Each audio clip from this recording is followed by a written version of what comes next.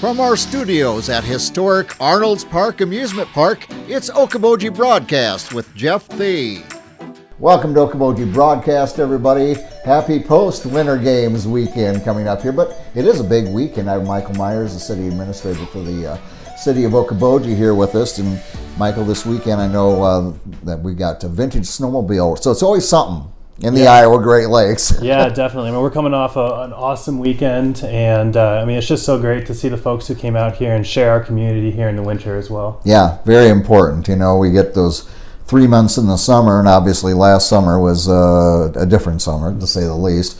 But when you have events like Winter Games and now the vintage snowmobile races, all that adds to, the people staying in our hotels, dining, whatever it is. So we're happy they're still coming. Yeah, definitely. And then the Okoboji 100 a couple weeks ago. Yeah. I know that was hugely successful. It's the first time the area has hosted it.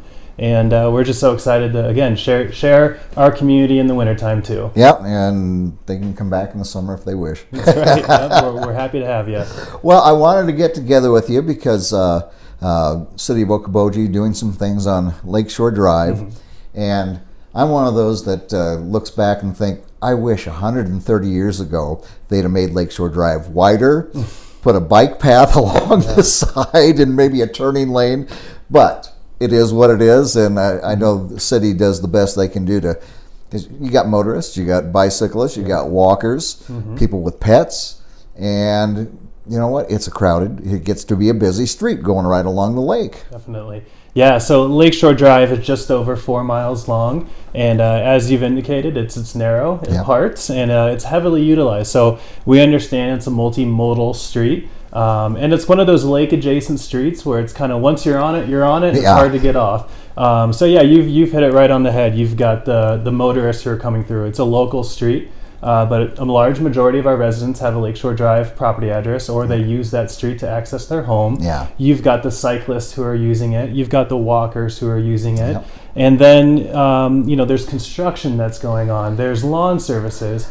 And then you add into all that, I might be a little bit biased, but I think it's probably one of the more beautiful stretches in the lakes area. It is. And one of the reasons is because it's densely populated with trees and hills that create blind situations and curves and wild. I mean, there's just a lot going on Lakeshore Drive. Yeah, and and when you say that densely populated by trees, if you're going by Lakeshore Drive from the lake, you can't see Lakeshore Drive. I mean, it's that dense and just beautiful with all the trees and everything. Right. And with that beauty and that activity, it's it does create some potential vehicle hazard situations. And so, the city has actually been talking about this before I was there, so several years, trying to figure out, what can we do? The number one priority is always will be safety. Yeah. What can we do to make this safer? Because you hit on it, we have a restricted right-of-way. We don't have the space to put a sidewalk in. We don't have the space to put a trail in or a third lane or whatever it might be. Right. So what can we do? What is the low-hanging fruit here that we can act on? And this idea of parking always comes up, because it's not uncommon, if you drive through on a July day, that you're going to get to a situation where there's a car parked on both sides of the street. Yeah. You've got traffic coming at you. You're going this direction. Mix in, the folks who are walking Lakeshore Drive, and it just becomes a situation. Yeah, it does. Yeah, and it's easy to get distracted when you've got cars on the side and you see oncoming traffic. Your mind is doing, and your eyes are doing so many things. You don't want to not see a pedestrian or a bicyclist and make a huge mistake. Exactly. Yeah. And so, because we've been talking about this for a while, in 2019, we had Beck Engineering put together a parking study for Lakeshore Drive. And what that confirmed for us was that the street is just too narrow. At its most narrow point, it's about 22 feet, and at its widest point, it's 32 feet wide.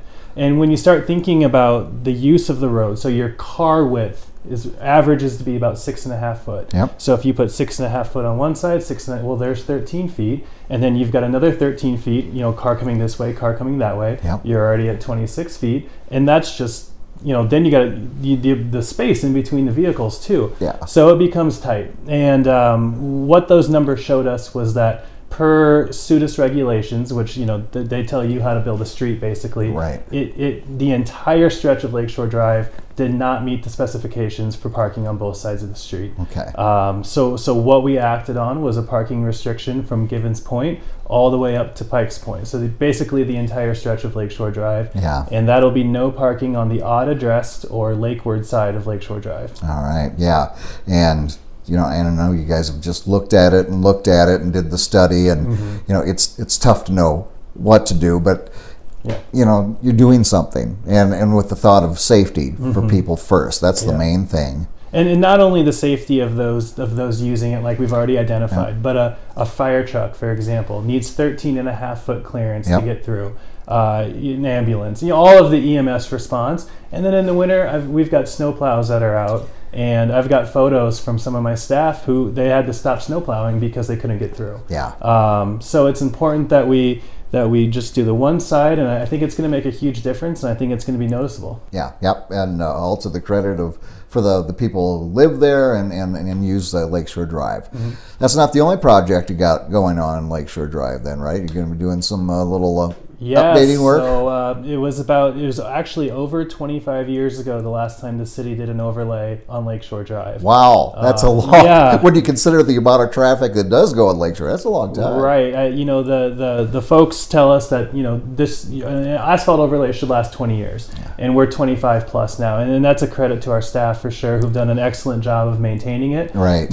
But it needs to be resurfaced. There's areas that are breaking up. There's areas where there's dips, and we know that, and we're starting to act on that. So again, with Beck Engineering, we're going through the design process right now, and we hope to bid this project late spring. Okay. So we're going to resurface. We're going to do a mill and fill of the entire stretch from Highway 71 up to Pikes Point. Okay. So residents there can expect a brand new asphalt overlay road, and we hope to do construction late this summer. Okay. So that'll be kind of the timeline that we're looking at, and we'll do some storm sewer work there too, and then we're also planning on hitting the parking lot at Spear Park with an overlay as well, because that's pretty overdue. Yeah. And have you thought about, are you going to do like one lane at a time so traffic can continue, or not even that far yet? Yeah, so I don't know that we've got that far yet, but the fortunate thing is, while the duration of the project may be not long, but a couple of months, with a mill and fill, the impact to certain areas is going to be it's not going to be a huge disruption for most of our community. While the project may be going on throughout the fall, it'll be sort of in front of your house for just a temporary amount of time. Right. And it's going to be a huge impact and well overdue for the community. Should be about $2.6 million is what we're thinking. So we're excited to act on this as well and get that road going. Yeah, and working on the storm sewers at the same time. People don't realize it's cheaper while you're there. To get some stuff done other than what you're doing. So it's an absolutely great opportunity to do that as well. Yeah, definitely. So we're excited to get going on it, and again, it's one of those things that the community has talked about for a long time, and so here we go. Yep. Well, that's the beauty of the job you have, and city council people, mayor, and everything. You get to look at these projects and give it consideration, and then get it done for the people. Yeah, most definitely. Absolutely. Everything going okay with the city? Getting the budget process started? Yeah, yep. So we are in the thick of it for the budget process. Our budgets need to be certified by March 15th. Yep. So we've been talking about that, working with our finance committee, working with the council.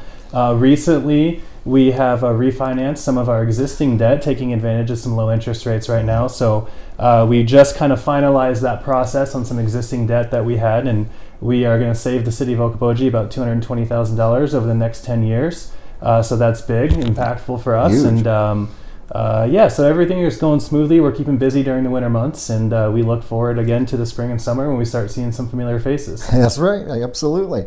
All right, my friend. Well, thank you so much for coming in, and thank you to everybody, like I say, council, mayor, all the great work, and certainly staff at the city of Okoboji, keeping our cities just going great and a great place to live. We're very fortunate. Yeah, no, thank you so much. And if anyone out there has any questions or comments, please feel free to give us a call. The phone number at City Hall is 712-332-2550, and We're there every day for you.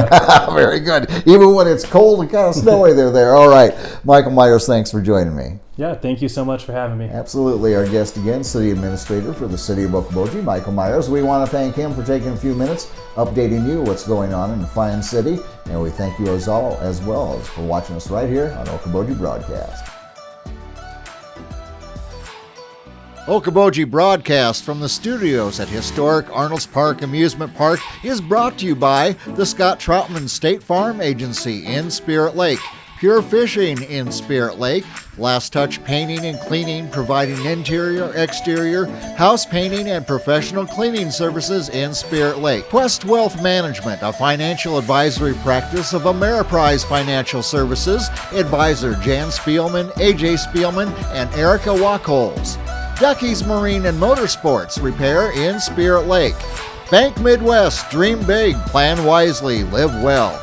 Lakes Regional Healthcare and Avera Partner. Attorney Bethany Brands at Brands Law Office in Spirit Lake. Ruthven Locker at the lake, where carnivores are welcome on Hill Avenue in Spirit Lake.